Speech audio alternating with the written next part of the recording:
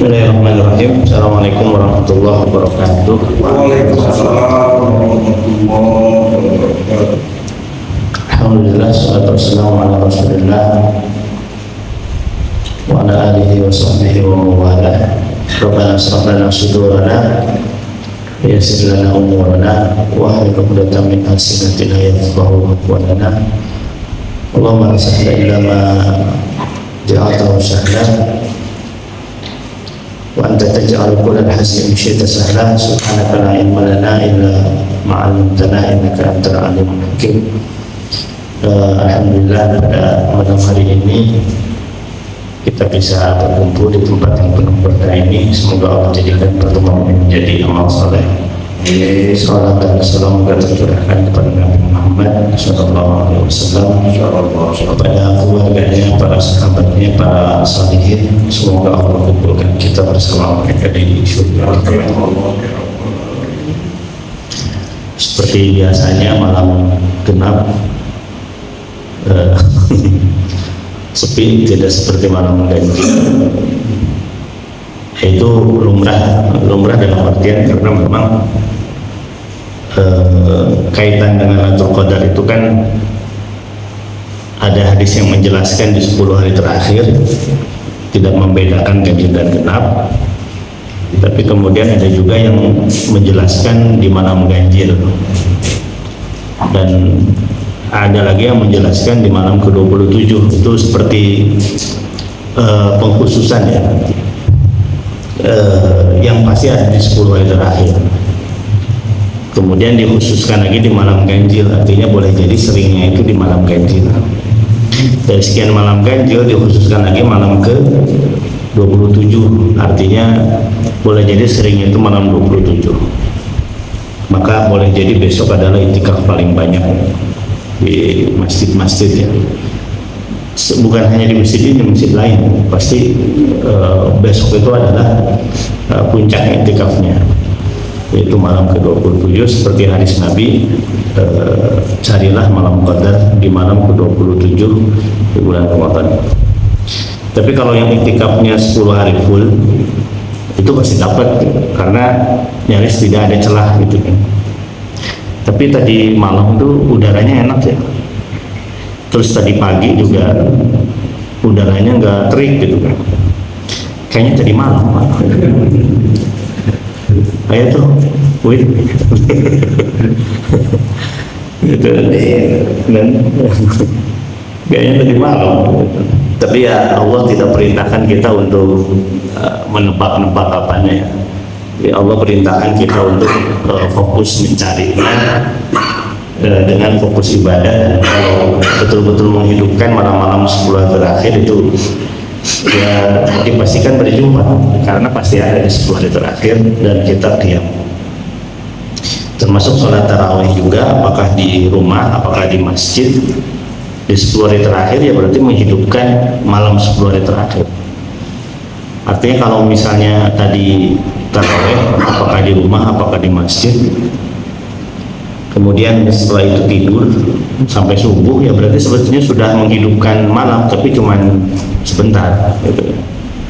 Tapi kalau misalnya habis tarawih tidur, kemudian terus sekarang atau tengah malam sampai subuh bangun lagi, artinya lebih banyak lagi waktu menghidupkan malam-malam di 10 hari terakhir. Artinya intinya kalau orang tidak bangun malam ya di 10 hari terakhir tapi kemudian istiqomah sholat taraweh di 10 hari terakhir, ya sebetulnya termasuk yang kata Nabi, man qama lailatul qadri imanan wa ihtisaban ghufira lahu ma taqaddama min dhanbi. Siapa yang man qama Ramadan, siapa yang qiyam salat malam pada malam qadar, maka akan diampuni dosa-dosa. Itu minimalnya itu ya sholat tarawih itu minimal sudah termasuk menghidupkan malam. Jadi kalau misalnya ada orang gimana itikaf malam-malam gitu kan, cuman tarawih udah, ya sebetulnya tarawih kan sudah malam gitu ya. Artinya sudah masuk kategori malam dan sudah menghidupkan malam walaupun ngambil awalnya gitu. Nah keutamaannya kalau bangun jam segini itu memang puncak daripada ibadah malam itu kan sepertiga malam gitu. Bukan hanya Allah turunkan Lailatul Qadar yang itu ada di 10 hari terakhir, dan memang di sepertiga malam itu Allah curahkan rahmatnya kepada hamba-hambanya. Kemarin kita ngebahas tentang apa kemarin? Rahmat Allah ya. Nah, di antara rahmat Allah itu adalah surga Allah Subhanahu wa taala. Jadi kalangan sufi itu kan diantaranya Robiatul Adawiyah yang mengatakan, ya Allah, kalau sekiranya aku beribadah karena aku mengharapkan surgamu, maka jauhkanlah aku dari surgamu. Dan kalau sekiranya aku beribadah karena takut kepada nerakamu, maka masukkanlah aku ke dalam nerakamu. Aku beribadah kepadamu bukan karena berharap surga, bukan karena takut kepada neraka, tapi aku beribadah kepadamu karena mengharapkan rahmatmu. Jadi kelihatannya benar, tapi menurut saya ada kelirunya juga kalimat ini, kalimat beliau itu. Ya beliau bukan nabi ya, yang namanya bukan nabi bisa benar bisa salah. Dan selama itu bukan perkataan nabi, kita boleh pro boleh kontra. Ketika beliau mengatakan, kalau aku beribadah kepadamu bukan karena aku beribadah kepadamu bukan mengharap surgamu, tapi mengharap rahmatmu. Kan sebetulnya bagian dari rahmat Allah itu adalah surga Allah. Makanya kenapa dalam Al-Quran itu kan banyak ayat tentang jaminan Allah, orang yang beramal saleh pasti surga. Innal ladzina amanu wa amilus solihati lahum jannat. Sesiapa yang beramal saleh, laki-laki dan perempuan, maka bagi mereka adalah surga.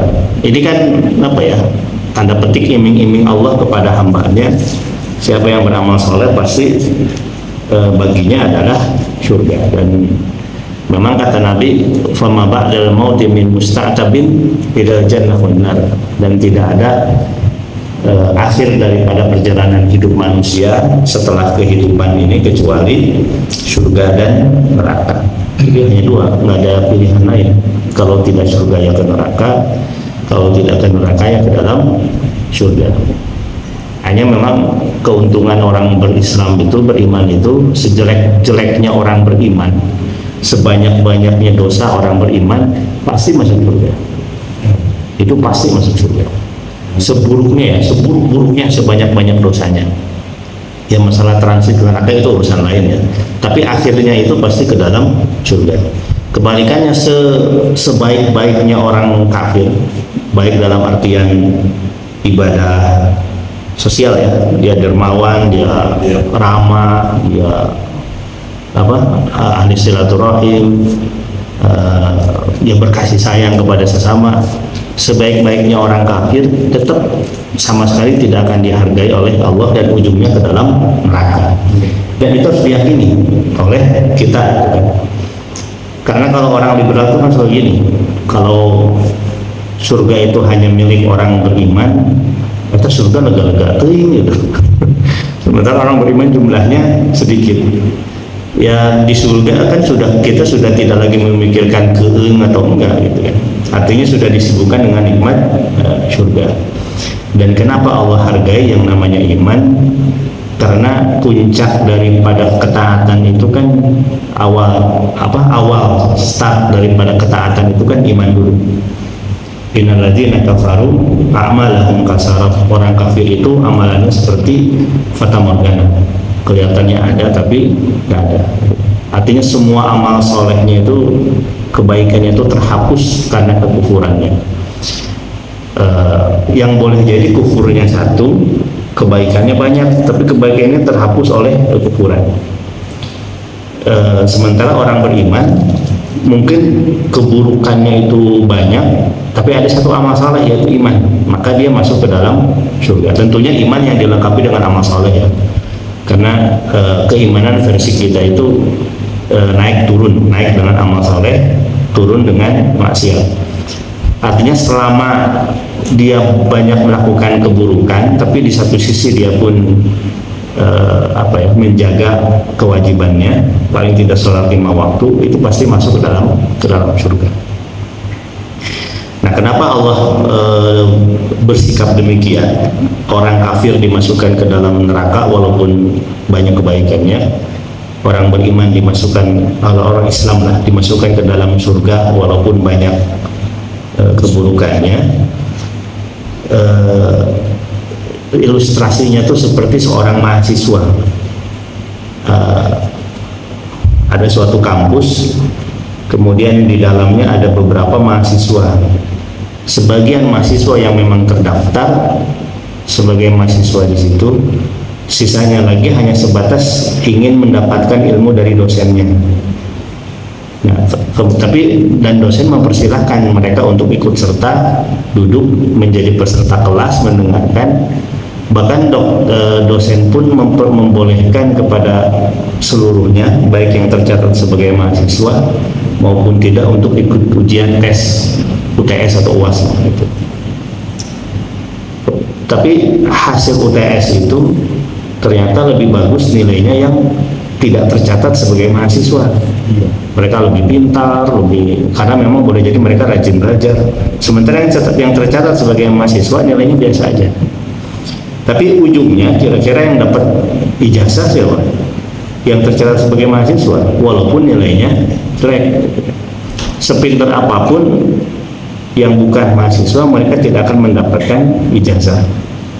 Nah, mahasiswa yang biasa-biasa aja, nah ini yang disebut sebagai orang yang beriman, karena diawali dengan pendaftaran sebagai mahasiswa. Itulah syahadat yang dihargai oleh Allah Subhanahu wa Ta'ala dalam Islam. Ini mahasiswa yang tidak tercatat atau orang yang tidak tercatat sebagai mahasiswa, walaupun nilainya bagus, sampai kapanpun tidak akan mendapatkan ijazah karena tidak pernah tercatat terdaftar sebagai mahasiswa di situ. Walaupun dia rajin belajar, rajin ngerjain tugas, tetap tidak akan ada nilai ijazah keluar. Nah, itu ilustrasinya syahadat itu. Makanya kenapa Nabi mengatakan man qala la ilaha illallah dakhalal jannah. Siapa yang mengucapkan la ilaha illallah pasti masuk ke dalam surga. Maka tadi seburuk-buruknya orang beriman pasti masuk ke dalam surga. Dan itulah penyesalan, bukan penyesalan ya, kesayangan, sayangnya iya penyesalannya Rasulullah yang tidak berhasil tanda petik mengislamkan Abu Thalib. Kurang baik apa Abu Thalib sepanjang hidupnya? Melindungi Nabi, menyayangi Nabi, mendukung dakwahnya Nabi. Tapi ketika akhir wafatnya Nabi berusaha mensyahadatkan, dia tidak bersyahadat. Kemudian setelah meninggal, Rasulullah ditanya oleh para sahabatnya, penasaran gimana sih posisi Abu Thalib di akhirat, orang yang sepanjang hidupnya menjaga dakwah Rasulullah SAW. Sehingga para sahabat bilang, aina Abu Thalib, di mana Abu Thalib? Rasul kemudian mengatakan, kalaulah bukan karena permintaanku kepada Allah supaya azabnya diringankan, maka dia pasti akan dimasukkan ke dalam neraka yang paling dalam. Tetapi aku meminta kepada Allah supaya diringankan azabnya. Maka Allah ringankan azabnya, dan tahukah kalian bagaimana nerakanya Abu Thalib itu, yaitu apabila Abu Thalib menginjakkan kakinya di dasar neraka tersebut, maka kepala Abu Thalib melepuh hancur dulu. Berarti ini neraka yang paling ringan yang kemudian dimasuki oleh Abu Thalib. Nah kan apa ya, kebaikan Abu Thalib sepanjang hayatnya itu tidak dianggap oleh Allah, tidak dinilai oleh Allah, itu karena dia tidak mau berislam, tidak mau masuk ke dalam Islam. Sementara boleh jadi ada sahabat Nabi yang perjuangan menjaga dakwah Rasulnya tidak sedekat Abu Thalib, karena gimana pun juga Abu Thalib kan pamannya ya, pasti ada hubungan batin dengan Rasul. Tapi tetap dihargai para sahabat Nabi itu. Bahkan orang yang jauh setelah Nabi seperti kita itu jauh dihargai walaupun kita tidak pernah bertemu dengan Rasul gitu, dibandingkan dengan Abu Thalib. Maka nikmat yang paling besar itu, yang kata Rasulullah, nikmat yang paling besar itu adalah nikmat ketika Allah berikan kepada kita hidayah dan Allah berikan kepada kita taufik.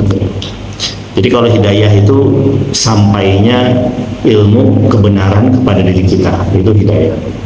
Tapi kalau taufik itu adalah bimbingan Allah kepada kita supaya kita mau menerima hidayah tersebut dan mengamalkan hidayah tersebut dengan amal saleh, itu namanya taufik. Keinginan kita untuk tunduk kepada ajaran Allah, itu namanya taufik. Nah, kalau sudah Allah berikan hidayah, kemudian Allah berikan taufik, itu nikmat yang paling besar. Dan jaminan dari Allah, orang yang beriman kemudian meninggal dan kemudian diikuti oleh keturunannya yang beriman juga, itu pasti ada pertemuan lagi nanti di akhirat. Itu Quran surat At-Tur ayat 21 ya. Dan orang-orang yang beriman dan kemudian diikuti oleh generasi setelahnya yang beriman juga, maka akan kami pertemukan nanti di akhirat. Makanya kalau satu keluarga beriman, kemudian salah satunya meninggal, kan pasti satu meninggal tuh. Sebetulnya itu tuh perpisahan, tapi hanya sementara. Pasti akan berjumpa lagi nanti di akhirat. Nah, itu pasti yang mengatakan itu adalah Allah dalam Quran surat At-Tur ayat 21. Bahkan sebelum nanti di alam akhirat, di alam barzakh pun Ibnu Taimiyah berpendapat ruh-ruh orang beriman itu sudah bertemu. Jadi kalau misalnya keluarga kita ada yang meninggal pertama kali, meninggal dalam keadaan iman, kemudian disusul oleh keluarga kita yang lain. Nah, itu tuh sekarang di alam barzakh, kata Ibnu Qayyim dan kata Ibnu Taimiyah, sudah ketemu ruhnya itu. Bahkan di antara mereka itu ada hadis Nabi saling bertanya tentang kehidupan dulu ketika di dunia, sehingga mereka itu dipertemukan oleh Allah. Hingga pada akhirnya ada ruh yang bertanya kepada ruh yang lain, gitu kan. Itu barusan ada yang ada yang sudah meninggal dicabut oleh Allah ruhnya, ternyata oleh malaikat maut ya. Tapi kenapa kita tidak berjumpa? Nah, kalau begitu kata Rasulullah, berarti dia dimasukkan ke dalam neraka, ke sijin. Sijin itu tempat ruh orang-orang yang ahli maksiat gitu, atau orang-orang kafir gitu. Nah, artinya jauh sebelum akhirat, yaitu di alam barzakh. Alam barzakh itu kan belum akhirat ya. Alam kubur itu belum akhirat. Itu masih perantara, antara transit. Tapi walaupun transit tapi lama pisan. Kalau Imam Syafi'i itu kan meninggal tahun 204 Hijriah ya. 204 Hijriah itu wafatnya Imam Syafi'i. Sekarang 1446, berarti sudah sekitar 1200 tahun yang lalu ya Imam Syafi'i itu wafat. Usianya beliau kan cuman 150 ke 204, cuma 54 tahun hidup Imam Syafi'i itu. Lahir 150, wafat 204. Berarti usia beliau hidup di dunia itu 54 tahun. Nah, sekarang beliau di alam barzakh sudah 1200 tahunan. Artinya jangankan alam akhirat, alam barzakh saja jauh lebih lama daripada alam dunia. Yang takaran hidup dunia itu kan sudah ketebak ya. Kira-kira kebanyakan umumnya manusia itu meninggal usia berapa. Tapi alam barzakh itu kan ya sampai nanti malaikat Israfil meniupkan trompet yang kedua. Kan tugas malaikat Israfil itu cuma dua. Niup trompet pertama, dunia alam semesta hancur. Niup trompet yang kedua, semua dibangkitkan. Yang di alam kubur itu dibangkitkan. Udah gitu baru malaikat Israfil diwafatkan oleh Allah Subhanahu wa taala. Nah, kapan malaikat Israfil meniupkan trompet yang kedua? Wallahu a'lam kapan gitu. Sehingga dikatakan dalam hadis Nabi yang lain juga, kan sebetulnya surga dan neraka itu sudah Allah beritakan, perlihatkan ketika orang dimasukkan di alam kubur ya. Itu sudah Allah perlihatkan.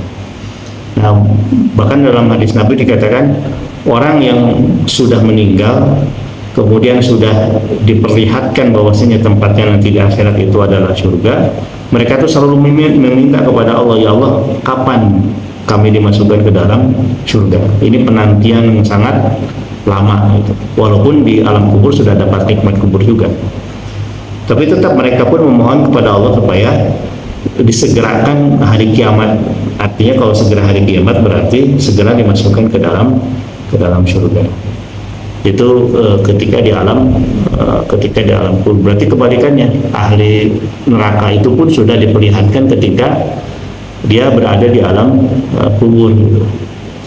Bahkan ada riwayat yang mengatakan juga, tapi Allah alam ini hadis dhaif ya, ketika proses menjelang meninggal pun itu sudah diperlihatkan ya. Quran surat, kalau diperlihatkan alam yang di luar alam kita ada di Quran surat Qaf ayat 22 ya. Jadi orang yang menjelang meninggal itu seperti tabir itu seperti dibuka sebagian. Makanya rata-rata kalau orang menjelang meninggal itu suka ada kalimat yang baru kita pahami kalau kita tuh tidak paham setelah meninggal gitu. Dan itu kasusnya banyak ya, kayak dulu kakek itu ketika menjelang meninggal itu suka bilang itu pantau buka banyak ayat tamu kan dia gitu. Padahal kakek kan terbaring ya, nggak bisa bangun gitu kan. Dan di rumah tuh sepi dan nggak ada yang ngetok pintu. Tapi bilang itu pantau ayat tamu di luar, buka pantona. Gitu. Walaupun ketika itu sudah ada firasat ini kayaknya bentar lagi meninggal, kok ada kalimat yang aneh gitu. Dan betul nggak lama kemudian meninggal. Kayak ibu juga kemarin menjelang meninggal ada kalimat-kalimat yang yang aneh yang baru disadari setelah wafatnya gitu. Kayak jendela tutupan, padahal jendelanya di mana gitu. Saya nuno om katanya. Bahkan ketika di rumah sakit pun demikian, jadi bed rest nggak bisa bangun, tapi bilang itu kamar mandi rumah sakit maksudnya itu beresan pabalatak itu. Saya kan polos ya, pabalatak rumah kan terbiasa juga gitu kan, nggak bisa bangun gitu. Tapi betul kamar mandi itu pabalatak, cuman karena saya polos saya responnya gitu. Baru setelah meninggal baru sadar, oh boleh jadi orang yang sudah meninggal itu memang seperti sudah tahu lingkungan sekitar gitu. Dan itu yang ngerawat itu bilang begitu juga. Jadi yang ngerawat itu bilang saya sudah terbiasa ngurus pasien yang sakit sampai meninggal. Bahkan pasien sebelumnya itu bilang gini, Nengsi namanya, Nengsi perawat itu. Jadi bapak mah tahu pasiennya laki-laki. Walaupun bapak terbaring, bapak tahu kok lingkungan sekitar itu. Dan gak lama kemudian meninggal. Seperti tabir itu sudah dibuka sesuatu itu. Yang orang di sekitarnya tidak paham kecuali kalau sudah wafat sendiri. Itu orang yang menjelang meninggal. Nah, kalau misalnya orang yang menjelang wafat itu orang beriman, maka akan ada ketenangan. Karena di Quran surat Qaf ayat 22 itu orang yang menjelang meninggal itu malaikat-malaikat itu pada datang sebelum malaikat maut akan memberitakan menyambut gitu. Makanya relatif dekat dengan Allah, relatif tenang gitu. Dan ujungnya adalah malaikat maut akan datang mencabut nyawanya. Dan tiba-tiba mau ngetok pantola, wah minta izin dulu. Kalau sudah datang tidak bisa ditunda lagi. Beda dengan orang kafir. Kalau orang kafir itu menjelang meninggalnya aja penuh dengan ketakutan. Dan ruh orang kafir ketika dicabut itu kata Allah seperti sapi unta yang dikeluarkan dari lubang jarum. Jadi dipukul-pukul ya. Jadi orang kafir itu ketika mau dicabut seperti dipukul, ruh itu dipaksa keluar, makanya kesakitan. Walaupun mungkin secara lahir meninggalnya biasa, tapi prosesnya itu menyakitkan. Itu orang-orang kafir. Nah, kita berharap Allah jadikan akhir hayat kita itu husnul khotimah, dan memang walaupun mendapatkan kematian yang menyenangkan. Kalau ada seorang ulama mengatakan kita tuh biasanya memikirkan bagaimana hidup yang baik, tapi jarang kita memikirkan bagaimana mati yang baik. Padahal kematian itu adalah sesuatu yang pasti. Sedikit lagi sebelum nanti ada diskusi, Nah, di sini banyak ayat-ayat dalam Al-Qur'an yang berkaitan dengan sifat orang-orang, sifat ahli surga. Di antaranya adalah yang pertama al-muttaqun. Ini Allah katakan dalam Quran surat Al-Hijr ayat 45, innal muttaqina fi jannati wa uyun. Sesungguhnya orang-orang bertakwa itu fi jannati wa uyun. Mereka akan berada di surga, dan surganya pakai jamak ya, fi jannat. Ini menunjukkan bahwasanya surga itu pintunya tidak satu, dan itu bergantung kepada amalan ahli surga tersebut. Kalau yang paling tinggi ya surga Firdaus ya, yang itu kata Nabi, idza sa'altumullah fas'alul firdaus. Kalau engkau minta kepada Allah maka mintalah surga Firdaus. Jadi minta surga mah ulah tanggung gitu. Paling tidak kalaupun tidak mencapai surga Firdaus ya di bawahnya lah gitu kan. Sudah alhamdulillah. Jangan minta surga tapi minimalis ya Allah, minta surga teu nanaon di terasna oge gitu kan. Ya kalau sampai, kalau enggak berarti neraka gitu kan. Jadi minta surga itu minta yang maksimal, itu kalau minta kepada Allah. Innal muttaqina fi jannat. Sesungguhnya orang-orang bertakwa itu berada di dalam surga wa uyun, dan berada di mata air surga. Jadi sifat orang bertakwa atau ahli surga itu adalah orang yang bertakwa. Kemudian yang kedua as-sadiqun. Ini Allah berfirman orang-orang yang benar ya. Qala Allahu hada yaumu yanfa'u as-sadiqina sidquhum. Allah berfirman sesungguhnya inilah hari di mana orang-orang yang membenarkan, orang-orang yang benar itu bermanfaat sifat benarnya itu. Lahum jannatun tajri min tahtihal anhar. Lagi-lagi jannahnya itu jamak. Bagi mereka surga-surga yang mengalir di bawahnya sungai. Kemudian yang ketiga at-ta'un alladzina ya'maluna shalihat, yaitu mereka orang-orang yang taat, yaitu mereka yang beramal saleh. Allah katakan Al-Baqarah 25, wa basyiril ladzina amanu wa amilus solihati anna lahum jannatin tajri min tahtihal anhar. Dan berilah kabar gembira kepada orang yang beriman dan beramal saleh bahwasanya bagi mereka surga yang mengalir di bawahnya sungai. Ini jannat lagi, jamak lagi. Kemudian at-taibun, orang-orang yang taubat. Dalam Maryam ayat 60 Allah katakan illa man taba wa amana wa amila salihan fa ulaika yadkhuluna al-jannah. Kecuali mereka yang bertaubat kepada Allah dan beramal saleh, maka bagi mereka surga, maka mereka akan masuk ke dalam surga. Orang yang taubat. Artinya manusia itu pasti bikin dosa. Tidak ada yang tidak punya dosa, tapi Allah memuji mereka yang taubat. Khamisan al-abrar, orang-orang yang berbuat baik. Innal abrara yashrabuna min ka'sin kana mizajuha kafura. Sesungguhnya orang-orang yang berbuat baik itu mereka akan minum di surga dari gelas-gelas surga. Kemudian yang keenam al-muqarrabun, orang yang mendekatkan diri kepada Allah. Wa amma in kana minal muqarrabin farauhu wa rawhan wa jannatin na'im. Adapun orang-orang yang mendekatkan diri kepada Allah, maka bagi mereka surga yang penuh dengan kenikmatan. Wa amma man khafa maqama rabbih wa nahaa nafsa 'anil hawa fa innal jannata hiyal ma'wa. Adapun sesiapa mereka yang takut kepada Tuhannya, wa nahaa nafsa 'anil hawa, dan mereka menjaga dirinya dari hawa nafsu, fa innal jannata hiyal ma'wa, maka surga menjadi tempat mereka. Ini kurang lebih ayat-ayat berkaitan dengan ahli surga. Tapi poinnya adalah orang beriman itu tadi pasti masuk ke dalam surga meskipun banyak dosa. Meskipun banyak dosa. Jadi nikmat paling besar itu adalah nikmat iman. Dan kemarin kita membahas tentang rahmat Allah.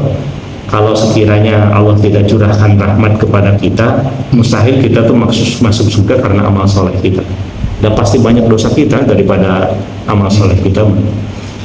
Makanya kata Allah, kata Nabi itu, tidaklah seorang hamba masuk surga karena amal solehnya.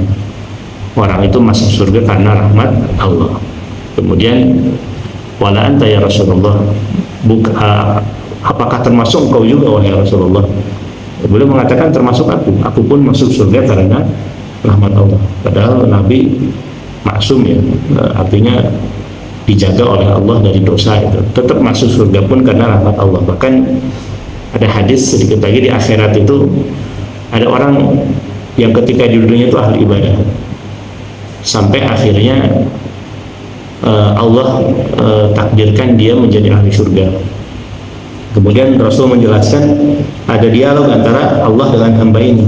Allah bertanya, engkau masuk surga karena apa? Laki-laki ini bilang, aku masuk surga karena amal solehku selama di dunia. Kata Allah, bukan. Engkau masuk surga bukan karena amal solehmu, tapi engkau masuk surga karena rahmatku kepadamu. Kemudian Allah memberikan contoh dari sekian rahmat Allah yang seringkali diremehkan oleh manusia, termasuk diperlihatkan kepada orang ini, yaitu tentang nikmat mata. Itu kata Rasulullah, kata Allah, sekiranya amal solehmu itu ditimbang dengan nikmat mata yang aku berikan kepadamu, dan itu bagian daripada rahmatmu, yang dengannya engkau bisa beramal soleh dengan amal ini, itu akan lebih berat timbangan mata ini daripada amal soleh yang kau lakukan. Artinya nyaris kita itu, amal soleh kita itu tidak bisa memasukkan kita ke dalam surga, tetap karena rahmat Allah. Tapi untuk menggapai rahmat Allah, kita harus beramal soleh supaya mendapatkan rahmat Allah tersebut. Wallahu a'lam bishawab. Maka doa Nabi itu, Allahumma inni as'aluka al-jannah wa ma qarraba ilaiha min qaulin aw amal. Ya Allah, aku meminta kepadamu surga. Tapi doa Nabi tidak hanya minta surga, tapi doa selanjutnya, Allahumma inna nas'aluka wa ma qarraba ilaiha min qaulin amal, dan aku pun meminta sesuatu yang mendekatkan aku kepada surga dari amal-amal soleh, baik perkataan maupun perbuatan. Jadi Nabi itu tidak hanya minta surga, tapi juga minta diringankan beramal soleh. Wa na'udzubika minan nar wa ma qarraba ilaiha min qaulin aw amal, dan aku memohon kepadamu dilindungi dari neraka dan dilindungi dari amalan yang mendekatkan diri kepada neraka, baik amalan maupun perbuatan. Wallahu a'lam. Baik, mungkin itu materi dari saya. Saya ada waktu dikit untuk diskusi kalau ada. Allah a'lam. Mengenai pada malam hari gitu ya. Malam hari itu kan panjang, dan kalau di sini malam hari, beberapa jam kemudian juga di tempat lain masih malam hari. Nah, seperti kalau misalnya kita berangkat dari, ya sudah pernah dialami gitu ya, pernah berangkat dari Amerika itu, pernah dari New York, pernah juga dari Washington. Kalau kita berangkat malam itu sampai ke Indonesia itu pasti malam. Karena perjalanan dari sana itu 22 jam. Itu 22 jam itu malam hari terus, Pak. Itu.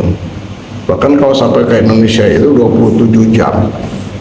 Kalau lewat Hong Kong atau lewat dari Narita dari Jepang itu tambah 5 jam lagi ke sini.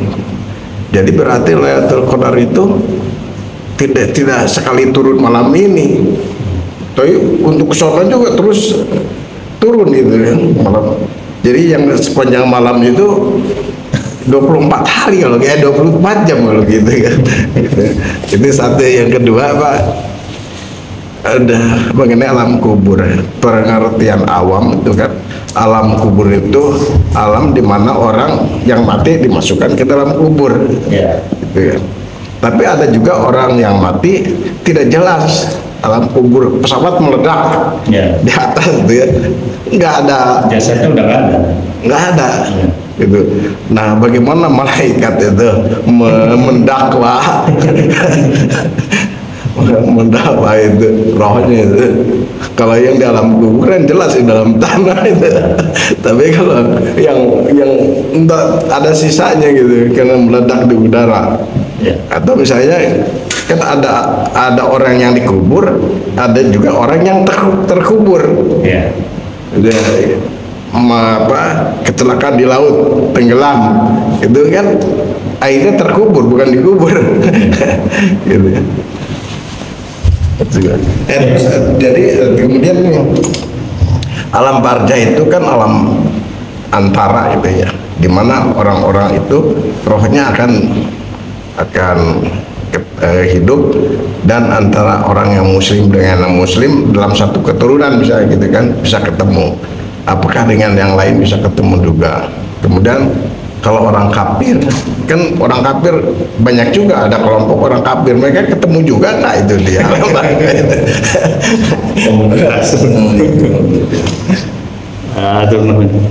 Yang pertama itu kondisinya mirip dengan ini Pak, dengan innallaha yanzilu ila sama'i dunya, Allah itu turun ke langit dunia pada setiap sepertiga malam. Kan sepertiga malam itu kan tiap negara beda ya. Sekarang sepertiga malam nih kurang lebih sekarang ya. Waktu Indonesia, waktu di Saudi kan belum, beda 5 jam. Atau di Amerika kan beda 12 jam ya waktu ya. Berarti masih sore, siang ini, siang menjelang sore gitu kan. Jadi kumaha ya. Itu pernah ada seorang pelajar ya bertanya ke Syekh Utsaimin, Syekh, ini gimana kita bisa memahami hadis ini, Allah tuh turun di sepertiga malam, kemudian berkata, sesiapa di antara hambaku yang berdoa maka pasti akan aku kabulkan, yang meminta akan aku beri, yang memohon ampun pasti akan aku ampuni. Ini kan tiap negara beda wilayahnya. Beliau jawabannya gini, jawaban beliau ke murid ini ya, Anda beriman nggak dengan ayat hadis ini? Kalau beriman udah nggak usah dibikin pusing katanya. Intinya Allah menurunkan rahmat maghfirahnya di setiap sepertiga malam itu, dan Allah turun ke langit dunia setiap sepertiga malam kata beliau. Sama juga dengan Lailatul Qadar, sama juga dengan Lailatul Qadar ya. Memang waktunya itu kan setiap dunia tuh beda. Kayak kita dengan Amerika beda 12 jam. Seandainya malam ini Lailatul Qadar, seandainya kan di sana masih siang gitu, jadi kumaha gitu. Nah, boleh jadi betul kayak Bapak tadi, waktunya itu adalah 24 jam itu. 24 jam yang penting setelah semua wilayah dunia itu mengalami malam, itu Allah curahkan Lailatul Qadar. Lalu gimana kalau misalnya malam ini tidak sempat, oh nggak mungkin ya karena jaraknya 8 jam gitu ke Saudi itu. Di sini nggak keburu itikaf, udah keburu bablas gitu kan.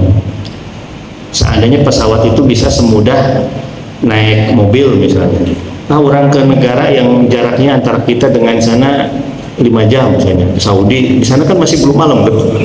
Kita buru-buru yang di sana gitu. Ya boleh jadi bisa juga begitu. Intinya kan yang penting dapat malamnya itu. Atau wallahu alam, tapi ini saya sedang berimajinasi ya.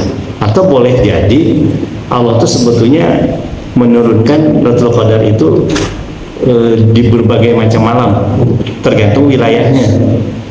Di Indonesia misalnya jam hari malam ini, misalnya di lapisan di bumi wilayah lain malam kapan gitu. Wallahu a'lam bishawab. Makanya kan yang penting mah ya kita 10 hari terakhir qiyamul lail, apakah dengan tarawih atau seperti sekarang, insya Allah itu akan dapat itu insya Allah. Cuman feeling saya sih tadi malam Pak. Tadi pagi tuh saya tuh kan tadi siang tuh kekewayangan, termasuk tadi ketika tarawih itu kepala tuh muter. Habis iktikaf di sini penuh dengan perjuangan menahan ngantuk di pojok sana gitu. Pulang ke rumah tuh kan ngelenyap tapi nggak bisa tidur gitu. Artinya pikiran masih muter gitu. Sementara jam 6:30 sudah berangkat ke kampus, baru sampai rumah menjelang maghrib gitu kan. Itu kan kekelayangan. Cuman tadi pagi itu ketika ke kampus itu ini kok udaranya tuh enak gitu. Dan Nabi mengatakan wa kanat sabihati yaumiha la syu'a 'alaiha. Ciri malam qadar itu besok paginya itu matahari tidak menyengat gitu. Dan malam harinya ketika malam qadar tidak panas, tidak dingin. Cuman saya penasaran, malam itu tidak panas itu apakah betul tidak panas atau karena AC gitu? Jangan-jangan karena AC. Makanya kalau kita berburu dari cirinya ya kita lelah untuk menentukan ya. Kita nggak usah berburu cirinya, yang penting ketika insya Allah akan dapat malam qadar. Kemudian yang kedua tadi itu apa, alam barzakh ya Pak? Alam kubur. Alam kubur ya. Tidak semua dikubur. Ya, kalau saya memahami ada kuburan, ada alam kubur.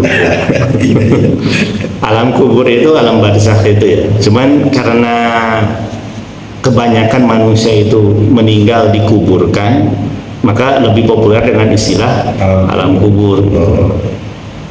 Tapi kan tidak semua dikuburkan. Jangankan yang meninggal karena kecelakaan pesawat gitu ya, atau tenggelam di laut. Orang-orang Konghucu sebagian Kristen itu kan tidak dikubur ya, tapi dibakar. Kemudian si abunya itu dilarung ke laut ya, gitu kan. Kan kemana itu? Mana dia nggak dikubur itu kan? Kalau definisi alam kubur itu adalah kuburan, berarti yang tidak dikubur selamat gitu. Yang tidak dikubur, kuma malaikat mempertanyakan man rabbuka dan sebagainya itu. Maka alam kubur itu adalah alam ruh, alam barzakh itu ya, bukan kuburan. Jadi itu dua hal yang berbeda. Kayak gambarannya kayak gini, kayak Nabi itu kan mengatakan kalau engkau habis mengantarkan jenazah ke kuburan jangan langsung pergi, maka banyaklah memohon ampun dulu, berdoa kepada Allah untuk almarhum. Makanya kan Nabi setelah mengantarkan jenazah Utsman bin Maz'un itu Rasul bilang istaghfiru li akhikum fa innahu an sayusal. Banyaklah memohon ampun kepada Allah untuk saudaramu ini yang baru saja dikuburkan, karena sebentar lagi dia akan ditanya. Kemudian Nabi mengatakan tidaklah para pengantar kuburan melangkah 7 langkah dari kuburan, maka melainkan malaikat nanti kemudian akan turun menanyakan itu, malaikat Munkar dan Nakir ya. Nah sekarang bagaimana kalau misalnya kuburannya itu nggak pernah sepi dari orang yang ziarah? Irah malaikat nanya. Kapan malaikat akan nanya? Itu kan kalau saya memahaminya itu ilustrasi dari Rasul ya, bukan berarti kemudian malaikat akan bertanya kalau kita sudah 7 langkah menjauhi kuburan, bukan. Tapi itu sebuah gambaran betapa sepinya orang di alam kubur, tidak ada lagi yang bisa menemani kecuali amalannya. Tapi kan bukan di kuburannya, tapi di alam kuburnya, alam ruh itu, alam barzakh itu. Karena kalau misalnya demikian, dulu sama Pak Dadang nganter almarhum siapa dulu ya, lagi di pemakaman itu Pak Dadang jiwa humorisnya ada, nanya ke saya lagi di kuburan gitu, katanya ini kan di makam pakai papan ya orang beriman itu, nanti malaikat datang bertanya, kumaha kalau misalnya ditutupannya pakai baja gitu kan, kita malaikat kumaha datang. Saya pikir ini sempat banyak gini di kuburan. Nggak tembus itu kan malaikat itu. Saya bilang Pak itu mah tuh ilustrasi itu, Pak malaikat pasti bisa datang. Aduh, Wallahu a'lam. Orang mukmin sama mukmin kan ketemu. Orang kafir gimana? Nah sekarang Ibnu Taimiyah berpendapat menghimpun dari banyak hadis tentang orang yang meninggal. Jadi kalau di surga jelas seorang beriman ketika di dunia itu akan ada pertemuan lagi nanti di surga. Itu ayatnya jelas atur 21. Tapi ada hadis Nabi juga yang menjelaskan jangankan di surga, di alam barzakh pun ruh orang yang beriman itu akan ketemu lagi. Satu keluarga sama-sama beriman, ada 2 orang sudah meninggal, di alam ruh ya ketemu lagi gitu. Itu kalau orang beriman. Lalu bagaimana dengan orang kafir? Ayo komunitas nanti ke di alam barzakh. Komunitas kafir. Komunitas kafir ini. Kafirin. Cuman mungkin ketemu ya, cuman di balik ketemu itu kayaknya tidak menikmati pertemuan itu, udah lagi digamparin sama malaikat gitu kan. Lagi disiksa oleh Allah Subhanahu wa taala, oleh malaikat gitu. Ya tidak lagi merasakan nikmat kubur. Makanya istilah ruh gentayangan, istilah nakut-nakutin orang yang masih hidup itu mustahil. Ahli surga sedang sibuk dengan nikmat kubur, ahli neraka sedang disiksa dengan siksa kubur. Iraha waktu ganggu manusia masih hidup di dunia itu kan, itu tidak ada waktu untuk ngurusin ngeganggu kita itu. Wallahu a'lam. Tapi ada juga riwayat yang mengatakan orang yang beriman dan sudah meninggal itu juga sedang menanti kita. Artinya mereka pun menanti pertemuan dengan kita. Makanya orang yang satu keluarga beriman, sudah ada yang meninggal, sebetulnya itu perpisahan hanya sementara. Nanti di akhirat akan Allah pertemukan lagi, bahkan di alam kubur pun akan Allah pertemukan kembali. Makanya kenapa dilarang kalau ada keluarga yang meninggal niyahah. Niyah itu meratap berlebih-lebihan, itu kan dilarang. Apalagi sampai nangis koar-koar itu kan tidak boleh. Kalau orang beriman ya pasti harus sadar Allah akan pertemukan kembali. Allahu a'lam. Udah jam 2 ya, kita kembali ke urusan masing-masing lagi. Hatur nuhun atas sama-sama kegiatan ini. Kita tutup dengan doa kafaratul majelis. Subhanakallahumma wa bihamdika asyhadu an la ilaha illa anta astaghfiruka wa atubu ilaik. Assalamualaikum warahmatullahi wabarakatuh.